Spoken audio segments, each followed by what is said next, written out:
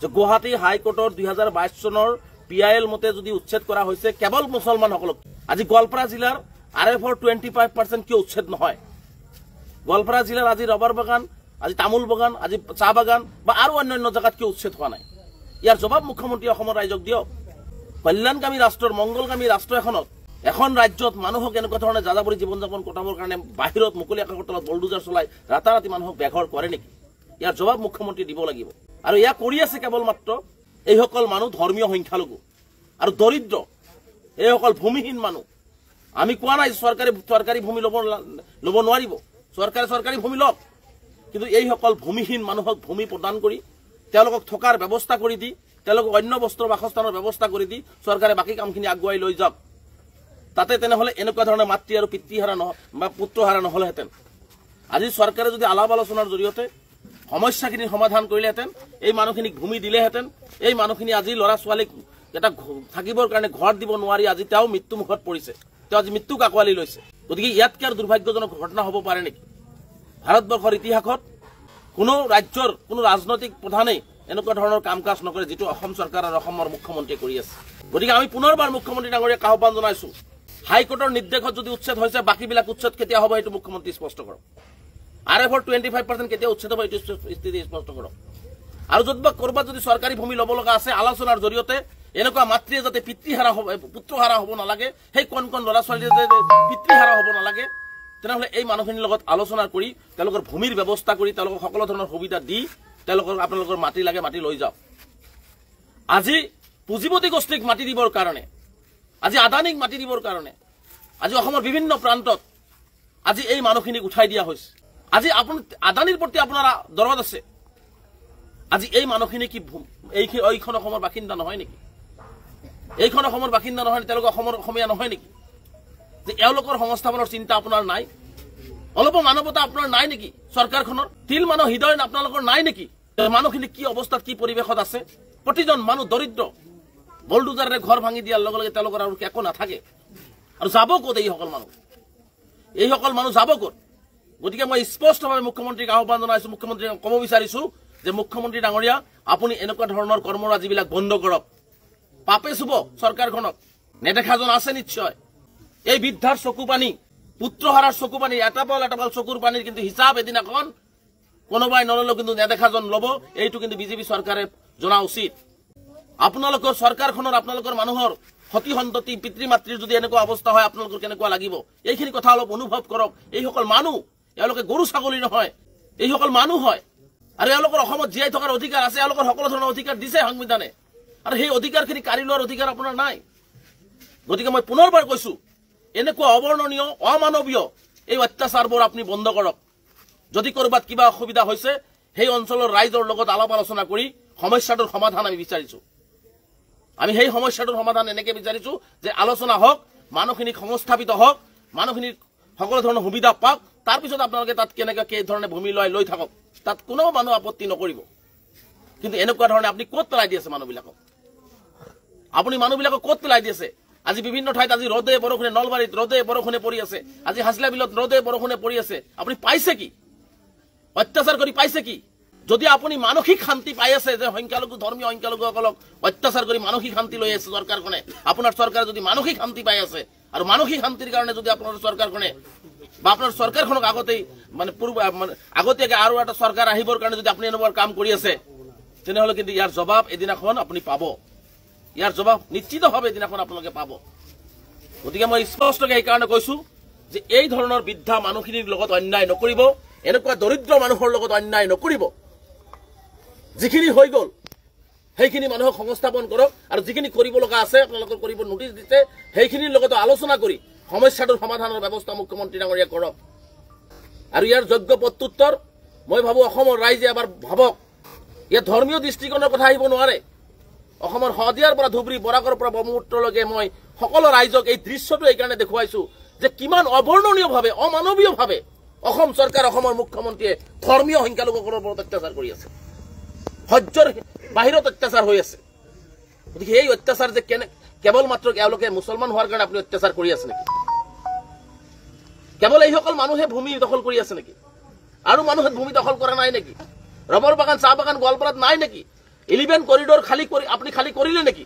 কেৱল মাত্ৰ নীতি কেৱল আপোনাৰ হাইকোৰ্টৰ নিৰ্দেশ কেৱল সংখ্যালঘুৰ ওপৰত কিয়?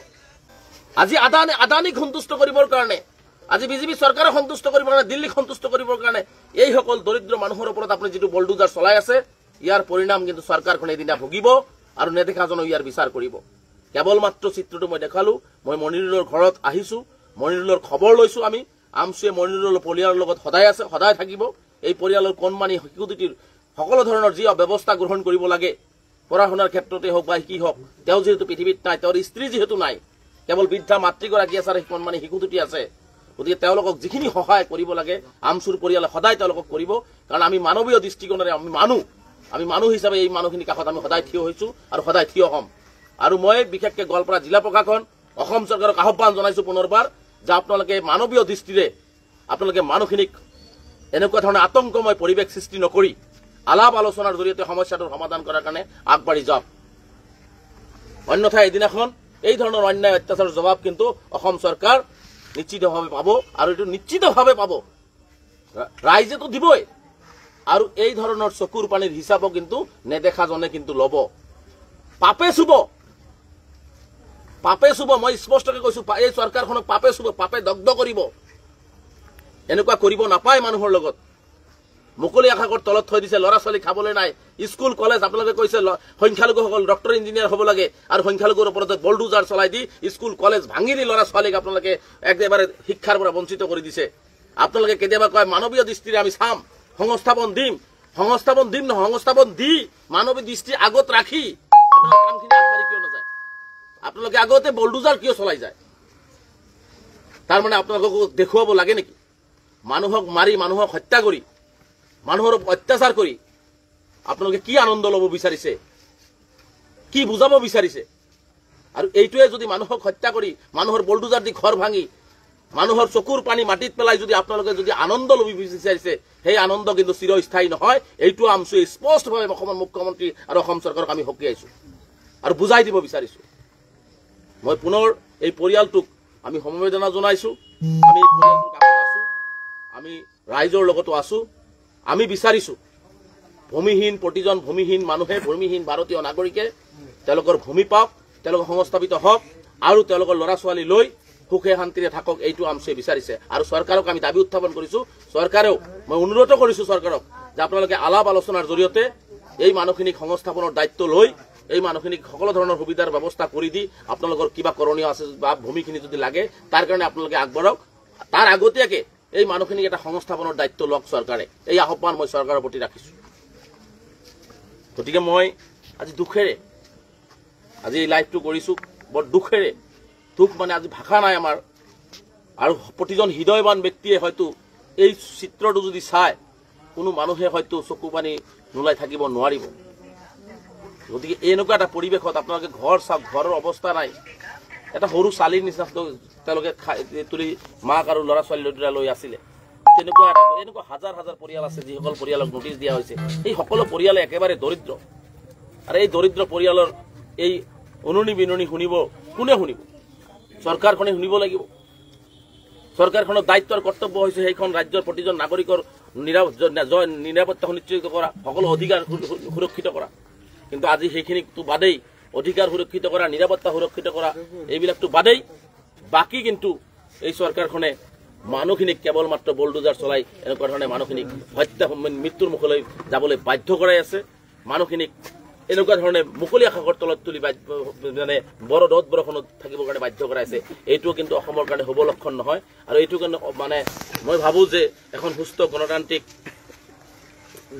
ৰাজ্যখনত, গণতান্ত্ৰিক ব্যৱস্থাত মই ভাবোঁ যে এনেকুৱা কোনো ৰাজ্যতে নহয় যিটো অসমত হৈ আছে। আৰু ইয়াৰ জবাব নিশ্চিতভাৱে অসমৰ ৰাইজে, ভাৰতবৰ্ষৰ ৰাইজে নিশ্চিতভাৱে চৰকাৰখনক দিব আৰু চৰকাৰখনে ইয়াৰ উত্তৰ পাব। আৰু নেদেখাজনেও কিন্তু, মই পুনৰ কৈছো, নেদেখাজনৰ বিচাৰো কিন্তু লাহে লাহে হয়। আৰু নেদেখাজনৰ বিচাৰো কিন্তু নিশ্চিতভাৱে এদিনাখন এই চৰকাৰৰ ওপৰত পৰিব। গতিকে মই পুনৰ কৈছো, এই পৰিয়ালটোক, এই মাতৃগৰাকীক পুত্ৰ হাৰা হৈছে। এওঁৰ কোনো নাই এতিয়া, দুটি নাতি নাতিনী আছে। কেৱল মাত্ৰ কিমান ভয়ানকভাৱে তেওঁ মৃত্যুৰ মুখলৈ গতি কৰিছে।